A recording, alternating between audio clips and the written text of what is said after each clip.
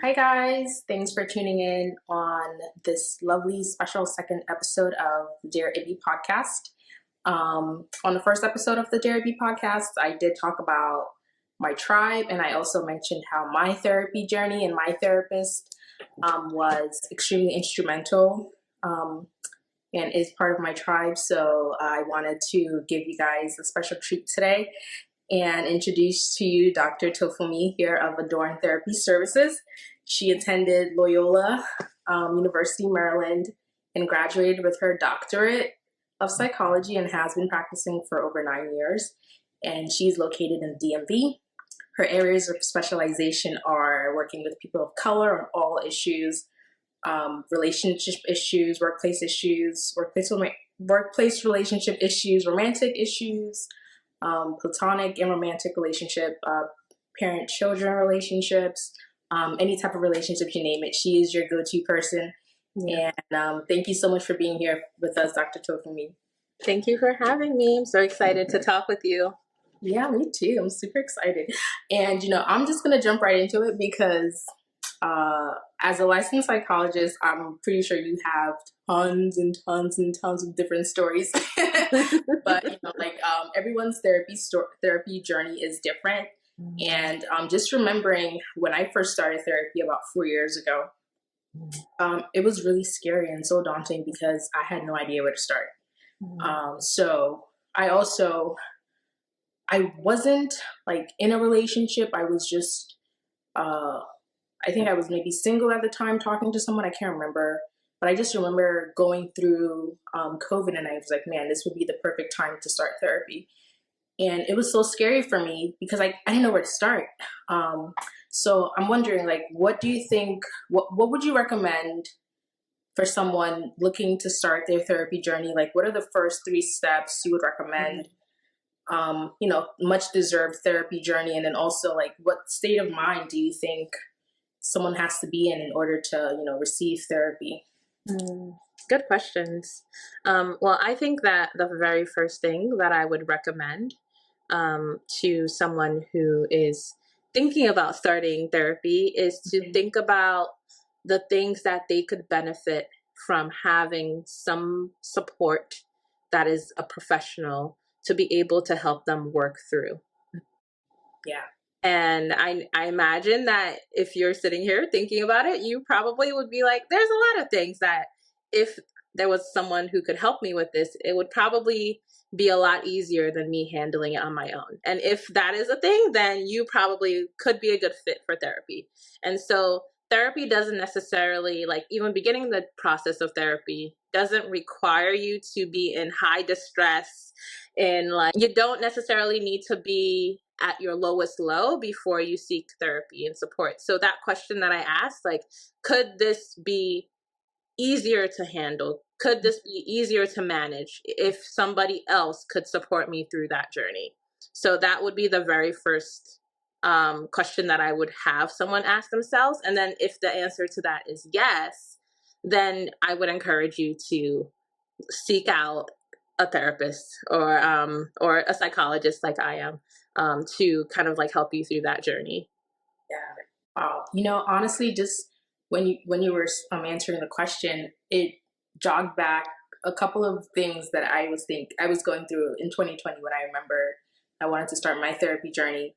I think I was actually dating, or I was talking to someone that I had met online, and then we were having, I thought we were connecting really well, but I found myself self-sabotaging that relationship in some way.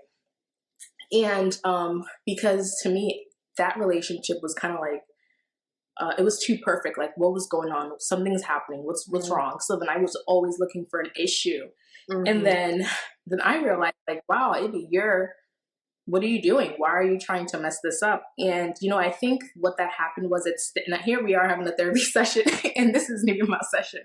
But, what I was thinking at the time was that I had been going through some, unresolved trauma, with previous relationships.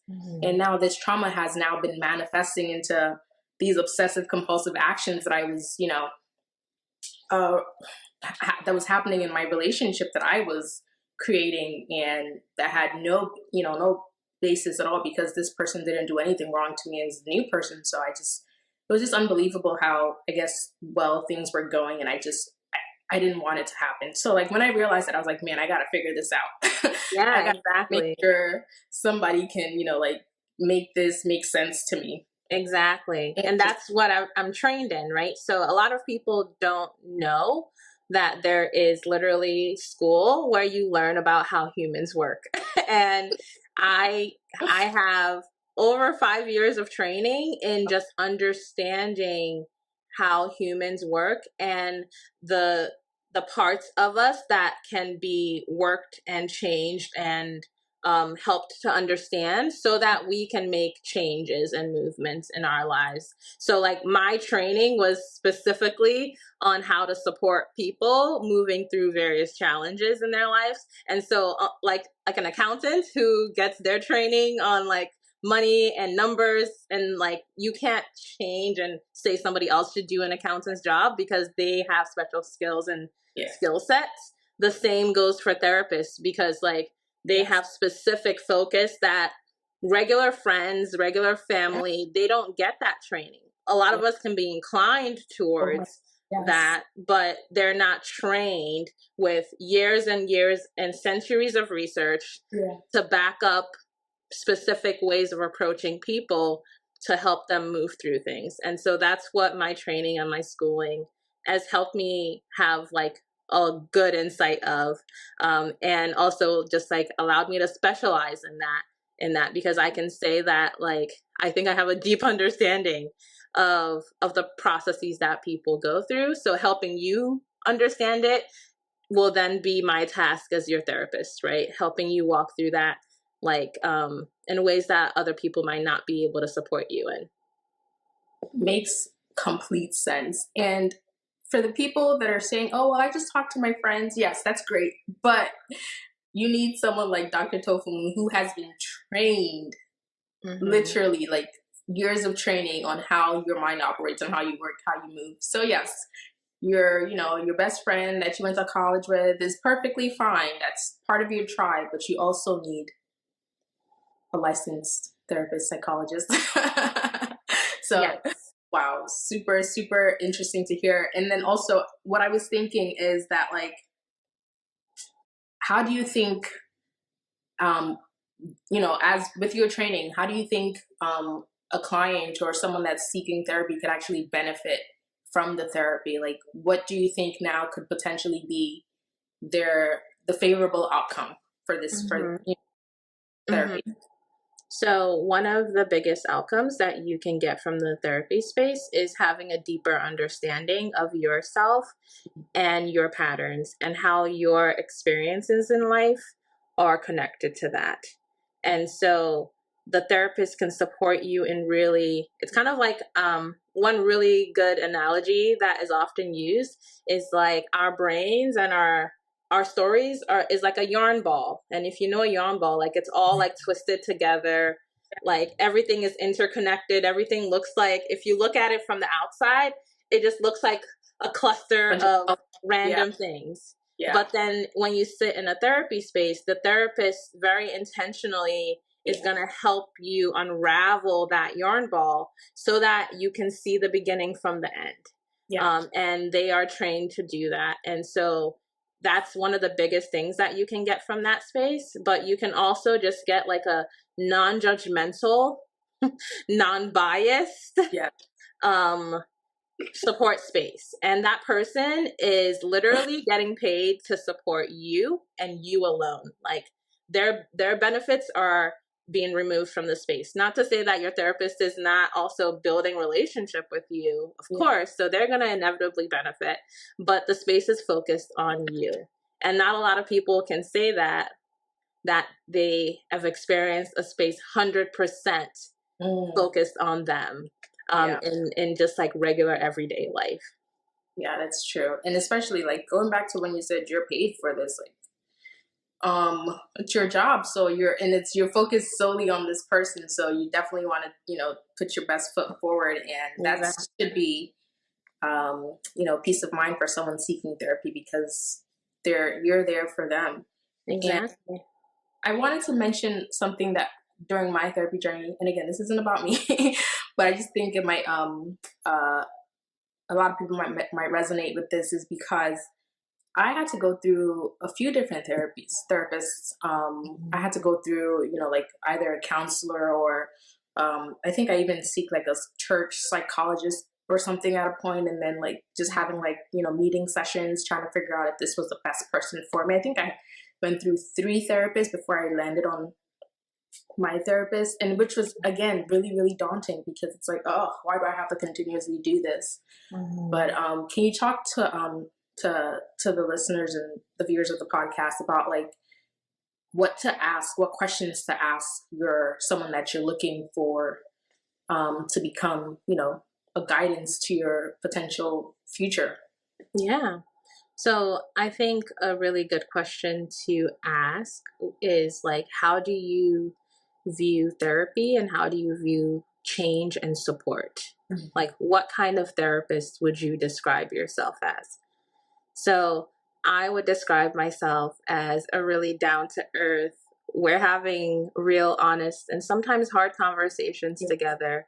We are in a space where the same way that I challenge you, you can tell me how you're feeling about me as well. I'm very relational in how I engage in therapy work. And so that might not be some people's cup of tea, right? Yeah. Because sometimes I will turn my head and be like, did you just hear what you said? Are we gonna talk about that, or are we gonna just like move over that like it didn't happen? So I might challenge you in ways, but I'm gonna do it in a gentle, soft way. Some people, that might be very, very dangerous for them to engage with someone who's like that. And so I wouldn't be the therapist for that person. But that doesn't mean that I'm a bad therapist. Yes. And it doesn't mean that they have an issue. It's like a relationship, like any other relationship. Someone can be a good person and not be for you, right? Wait a minute. Works with therapies. You obviously listened to the first episode, because I said you might be a good person, but you just aren't that person for me. And this 100%. goes same as therapy. Like, you can have a great therapist, but they just might not be the right therapist for you. So, wow, girl. So it's okay for you to ask the questions that will help you know if you would be comfortable with that person. Yes. And engage in dialogue, and trust your gut, trust your vibe. Like, the vibe is a thing.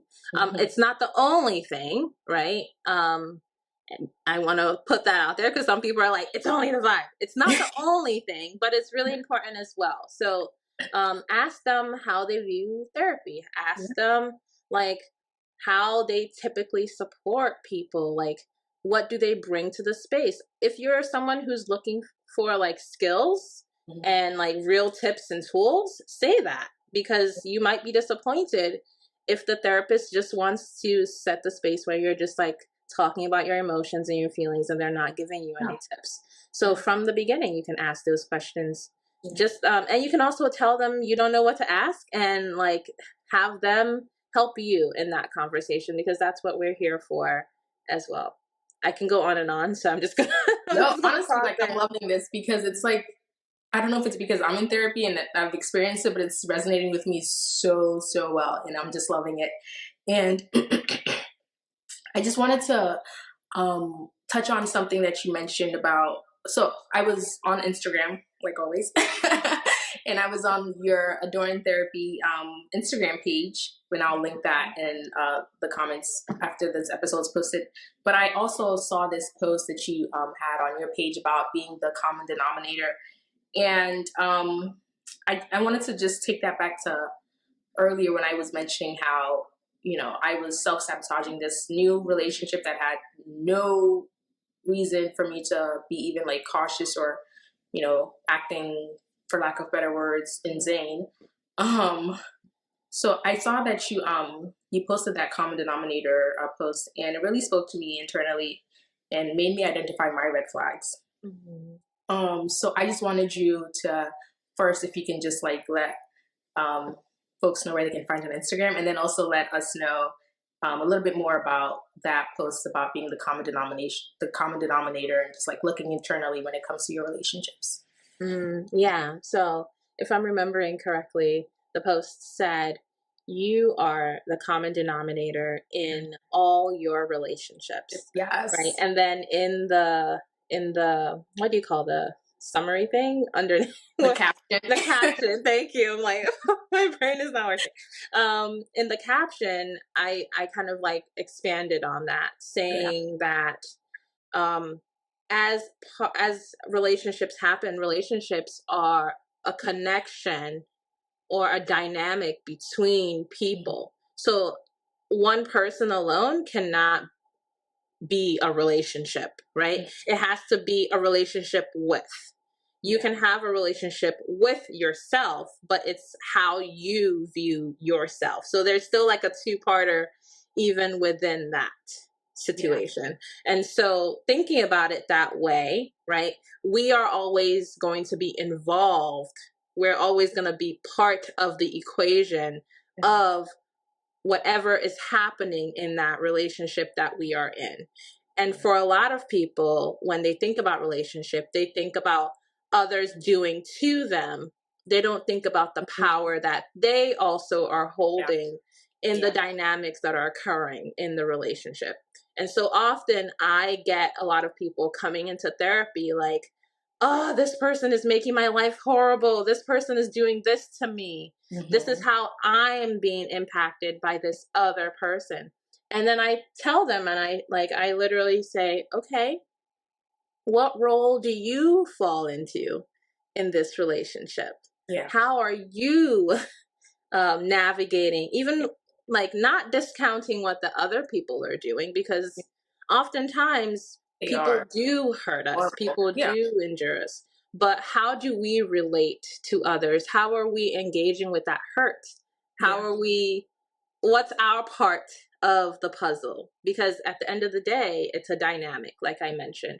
And so it's really about, for a lot of people, therapy then asks them to think about the things they can work on in themselves to change, so that inevitably the relationship dynamic will be changed. Because if you're not taking the mess that someone is giving, eventually something is going to change. Boundaries. So if you develop boundaries inevitably will change how the other person is moving towards you and acting towards you.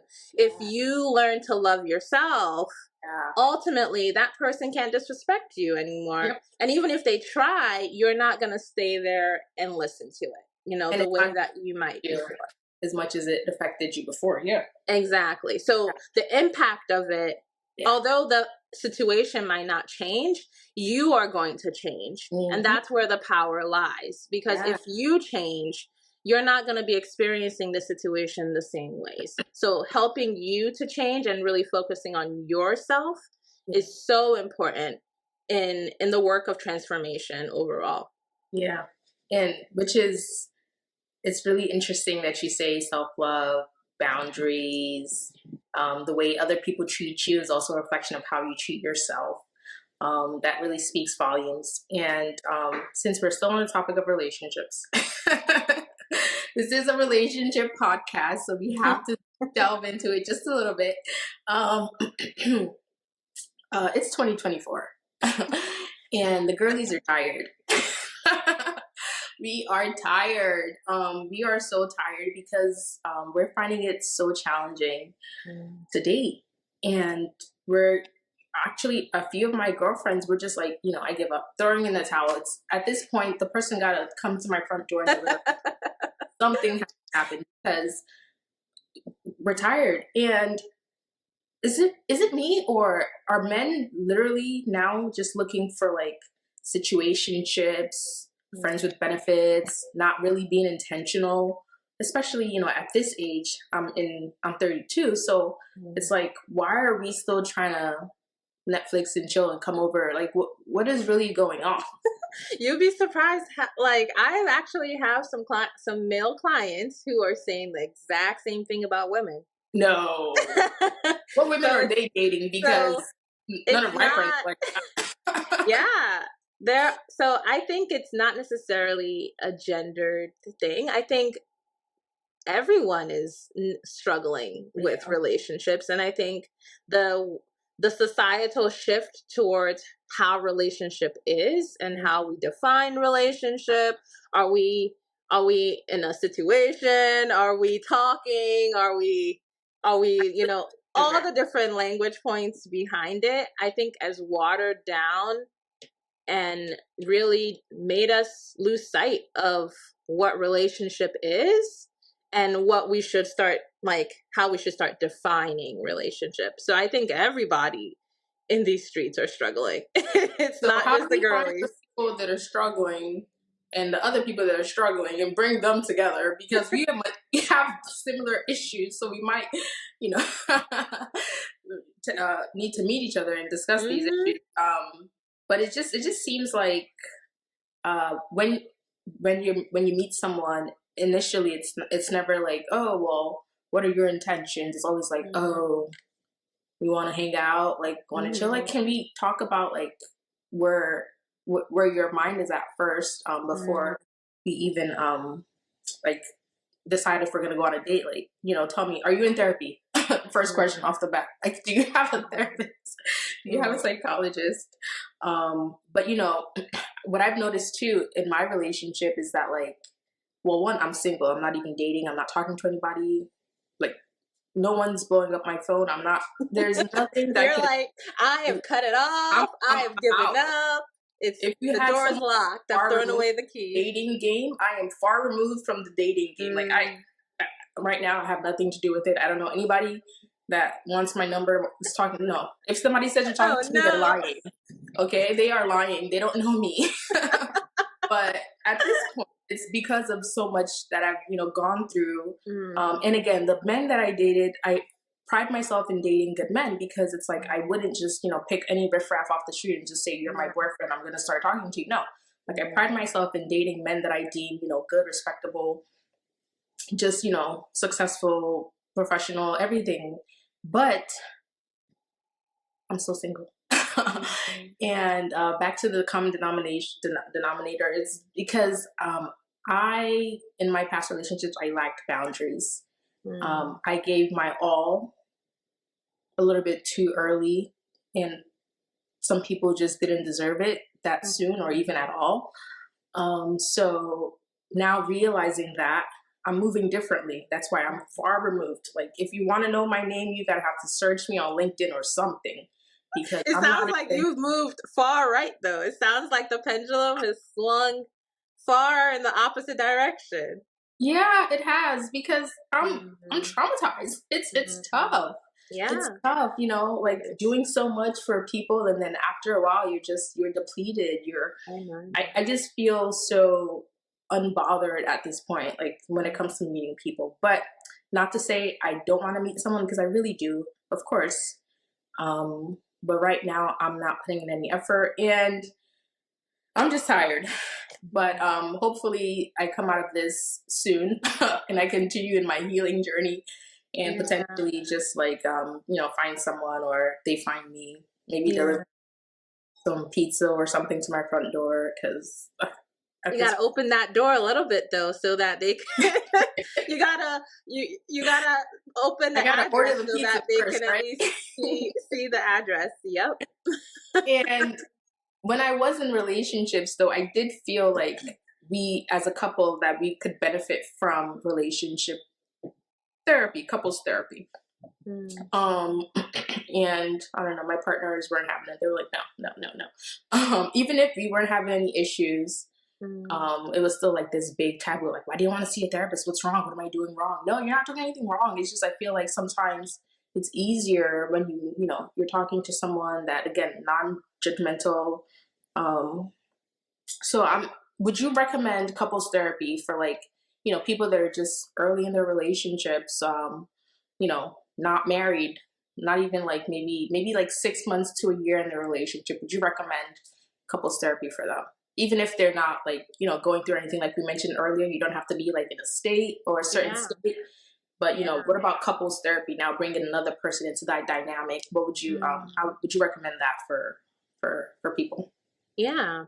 Well, I think one really key piece of couples therapy is the requirement for commitment, right? And so there has to be a certain level of trust, a deep level of trust, actually, as well as a commitment to enter a space of vulnerability and openness with one another.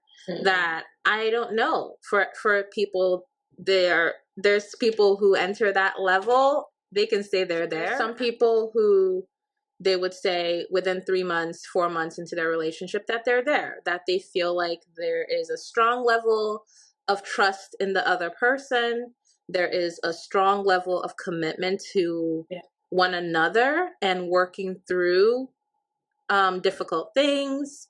And then there's some people 8 months down, they still could not tell you that they have that level of trust or commitment in the relationship. So I would not recommend couples therapy for if you don't even know if you are ready or willing to commit to this person. Yeah. You've not been there. There wasn't a period of time where you were committed and then you got out of it. If there was never commitment in the equation, just don't even bother, because it's gonna ask a lot from you that you might not be ready to do yet. However, if you can look at your relationship and say, yeah, we are deeply committed to the process. We are deeply committed to understanding each other better, and we can commit to working through this relationship, whether it works out or not, right? But we know that there is a deep level of commitment on both of our parts to seeing if it works, right? Then that could be a really helpful and useful space for a couple, even if they're not married yet. Would you would you recommend a couple that have been together for about a year and a half and then are now like going towards like the proposal stage and moved in together, potentially maybe in another state? Will they be a sounds like you're talking about someone. But I will say, right, if you've been together again, right, it comes down to you've been together for a year and a half. Would you both consider that year and a half commitment? Right? I would hope so, but maybe one out of the two is. But listen, these days I'm hearing people in situationships for over a year, so I'm not gonna put it past anybody. But if you can say you are both committed, then it would be helpful. And I will say what couples therapy is really helpful for, and I really, really enjoy couples therapy. What it's really helpful for is helping you both to learn the language of your partner and how you can effectively work together to get both of your needs met.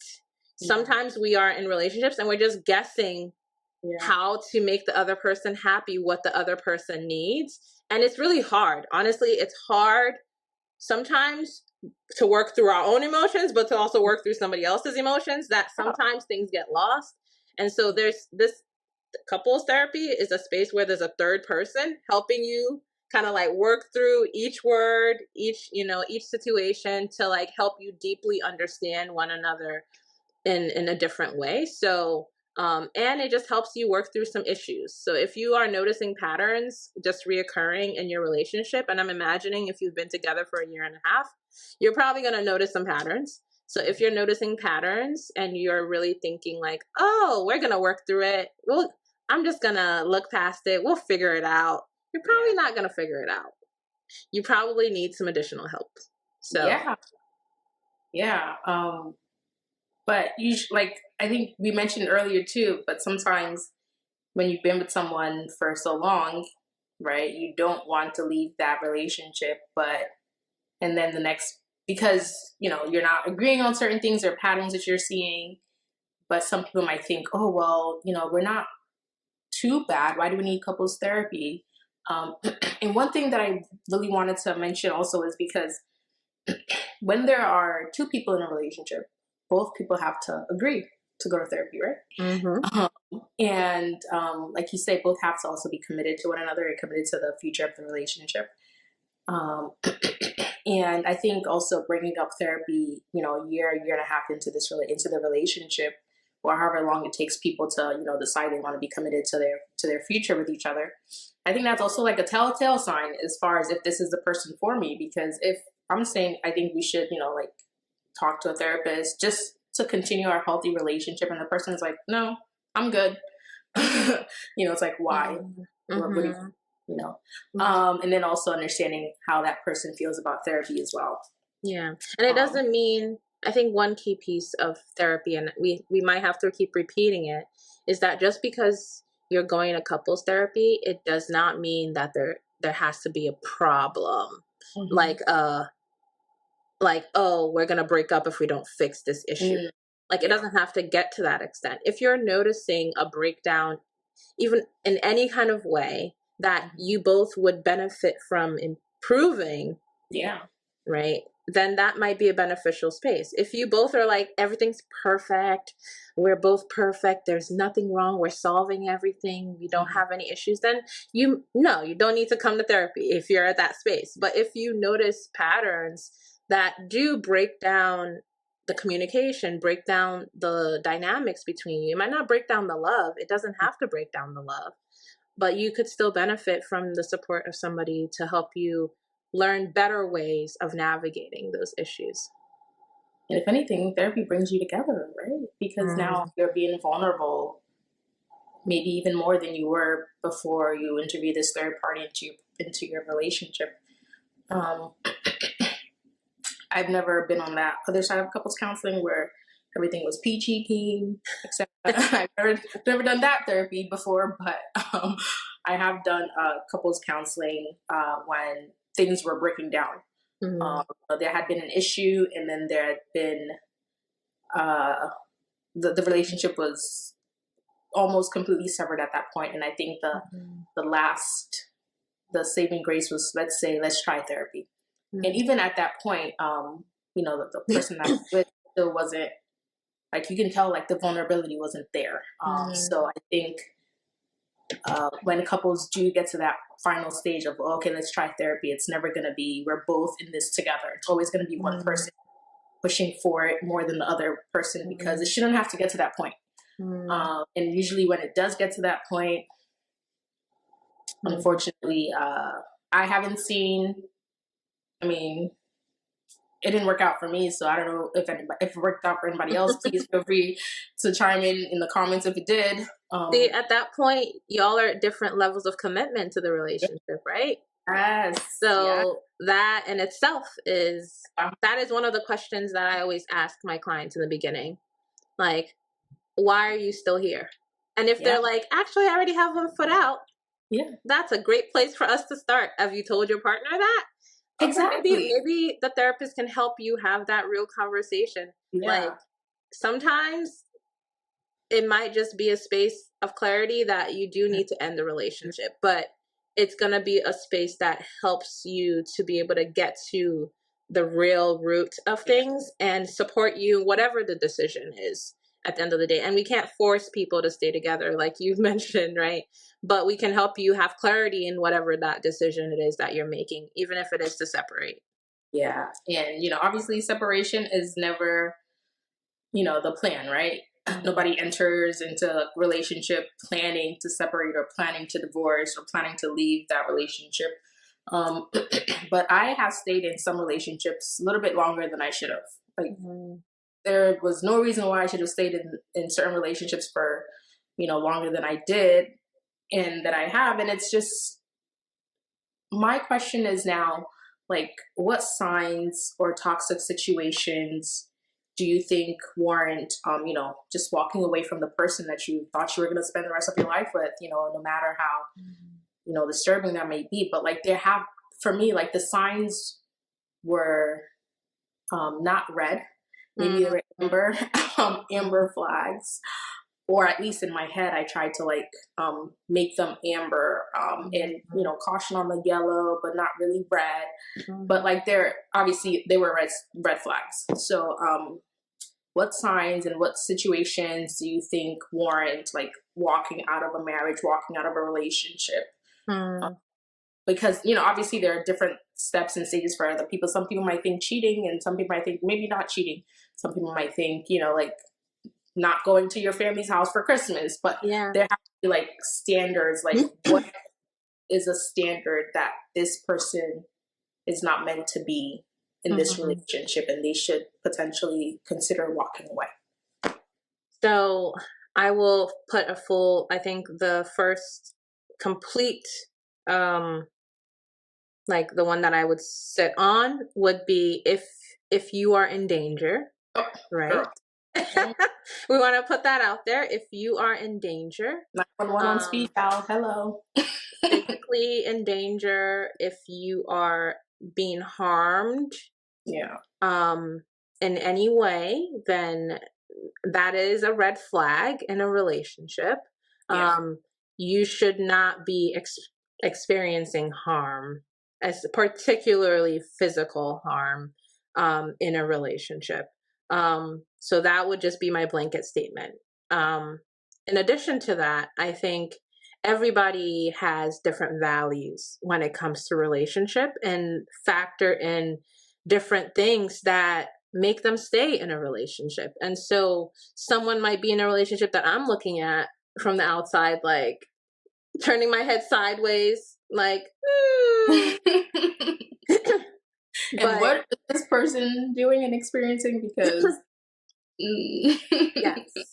However, if both parties are equally committed to growth and improvement upon themselves, if you are able to say, I don't like that, and even if the person can't change themselves, but they acknowledge and they're like, oh, you don't like that, I'm gonna work on it, I'm willing to work on it.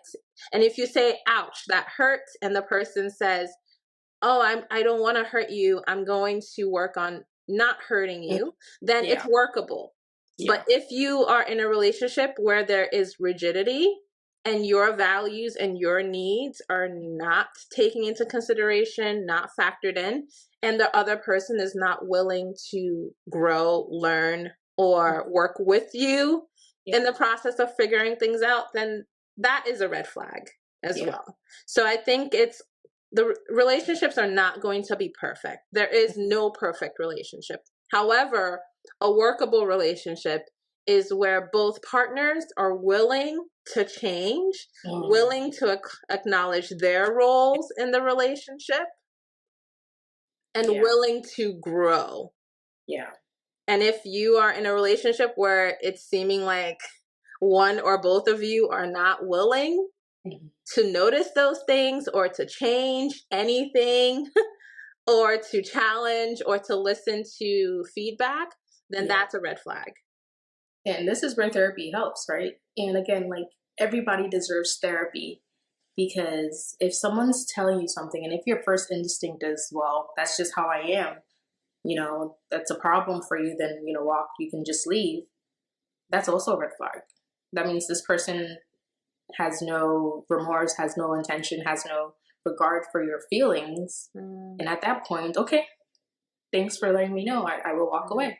But like you said, if someone says, ouch, that hurts, and then they're like, I'm so sorry, that was not my intention. Let me see how I can, change my actions to not make, you be in pain going forward. That's and sometimes we hurt people and we can't change our approach, but I still spend time to understand your hurts. I have deep compassion and deep empathy for your experience and validate it. And also I'm able to hold, like, I am hurting this person, right? Like, and acknowledge that and also see how that impacts me.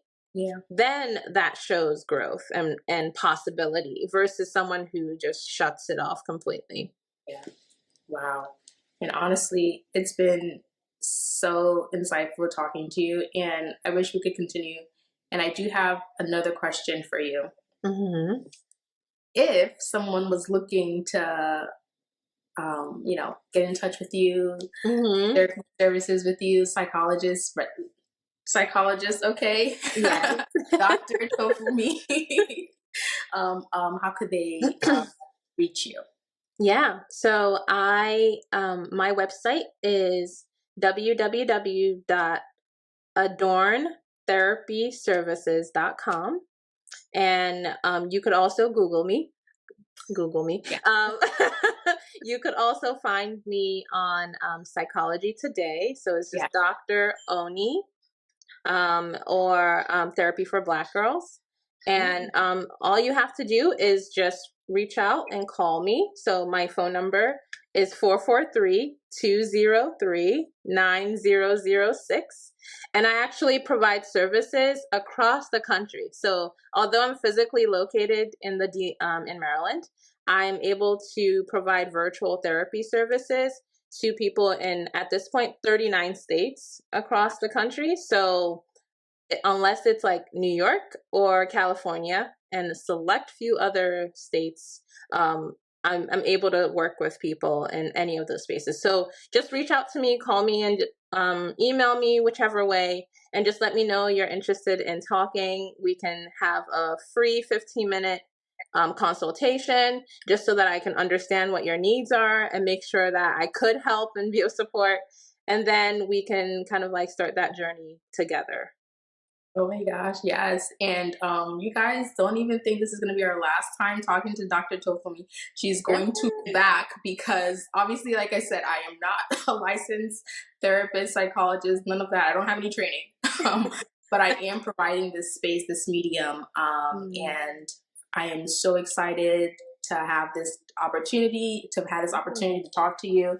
And I'm just extremely, extremely elated that you decided to become a guest host today for the Dare Ibby podcast, and looking forward to more conversations in the future. And I will talk to you soon. Thank you so much for having me. I had so much fun. Thank you. Bye.